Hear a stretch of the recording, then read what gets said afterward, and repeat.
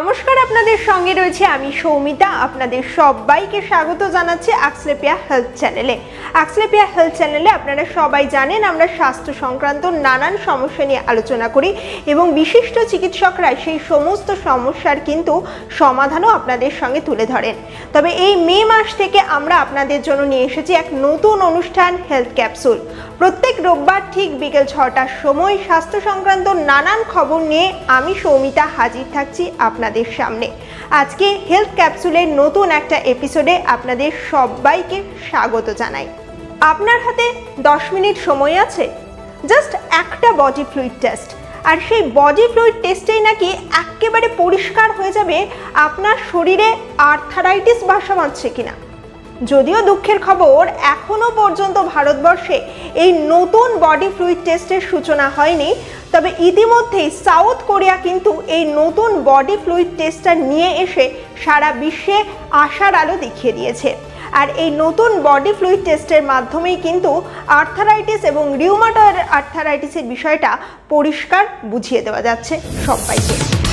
দিন কয়েক আগেই পূর্ব ভারতের অর্থাৎ ভুবনেশ্বর এইমসে হয়ে গেল এক বিশেষ অস্ত্রোপচার। আর সেই অস্ত্রোপচার করলো কে? নাকি রোবট। অবাক লাগছে? তবে আপনি অবাক হলেও রোবোটিক সাফল্য এলো ডক্টর গুরদীপ দাসের নেতৃত্বে। গুরদীপ দাসের নেতৃত্বে 66 বছর বয়সী এক মহিলার হাঁটুর প্রতিস্থাপন করা হয় এবং সম্পূর্ণ রকমভাবে সফল হয়েছে এই হাঁটুর অস্ত্রোপচার। আপনি কি বেশ ধীরে সুস্থে হাঁটেন? তাহলে কিন্তু এবার সাবধান হয়ে যান, কারণ চিকিৎসকরা একটা গুরুত্বপূর্ণ তথ্য আপনাদের সামনে এবার তুলে ধরছেন। চিকিৎসকরা জানাচ্ছেন যারা ধীরে হাঁটেন তাদের ক্ষেত্রে কিন্তু হার্টের সমস্যা বা হার্ট ফেলিয়ারের সমস্যা হওয়ার সম্ভাবনা অনেকটাই বেশি। সেক্ষেত্রে অবশ্য আপনার মাসল পাওয়ার কতটা সেটা খুব একটা বড় ফ্যাক্টর নয়। তাই চিকিৎসকরা বলছেন হার্টের সমস্যা পরিষ্কারভাবে বোঝার জন্য বা ভবিষ্যতে আপনার হার্ট অ্যাটাক কিংবা হার্ট ফেলিয়ারের ঝুঁকি রয়েছে কিনা সেটা বোঝার জন্য আপনার গেট স্পিড অর্থাৎ আপনি কত দ্রুত হাঁটতে পারছেন সেটা জেনে নেওয়া কিন্তু আবশ্যক। স্বাস্থ্যক্ষেত্রে এবার এক অভিনব উদ্যোগ নিল পশ্চিমবঙ্গ সরকার। কি উদ্যোগ নিল রাজ্য সরকার সেটাই শোনাবো আপনাদেরকে। যাদের যাদের অঙ্গ প্রতিস্থাপন করতে হবে সেই সমস্ত প্রতিস্থাপনের জন্য প্রয়োজনীয় অঙ্গগুলো এবার রাজ্যের 24টি মেডিকেল কলেজেই কিন্তু সংরক্ষণ করা হবে। সেই সম্পর্কে এক বিশেষ নির্দেশিকা জারি করে দিয়েছে পশ্চিমবঙ্গ সরকার। জানা যাচ্ছে যে রাজ্য সরকার 24টি মেডিকেল কলেজে নন ট্রান্সপ্লান্ট অর্গান রিট্রিভাল সেন্টার প্রতিষ্ঠার পরিকল্পনা করেছে।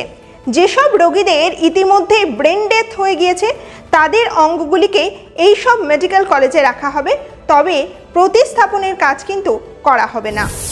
শরীরে ছিল না কোনো জরায়ু, তারপরেও মা হলেন এক মহিলা।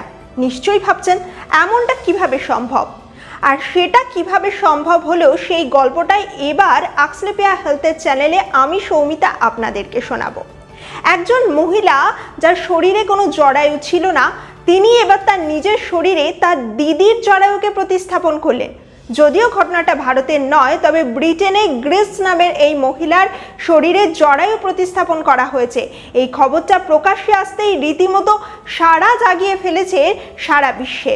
আর সেই সঙ্গে সঙ্গে ভারতের মহিলা চিকিৎসক যারা রয়েছেন এবং সেই সঙ্গে সঙ্গে মহিলা যারা রয়েছেন তারা কিন্তু সকলেই আশার আলো দেখতে পাচ্ছেন।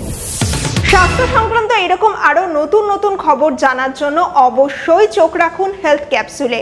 ভালো থাকুন, সুস্থ থাকুন, আর অবশ্যই দেখতে থাকুন কিন্তু অ্যাক্সলেপিয়া হেলথ। নমস্কার।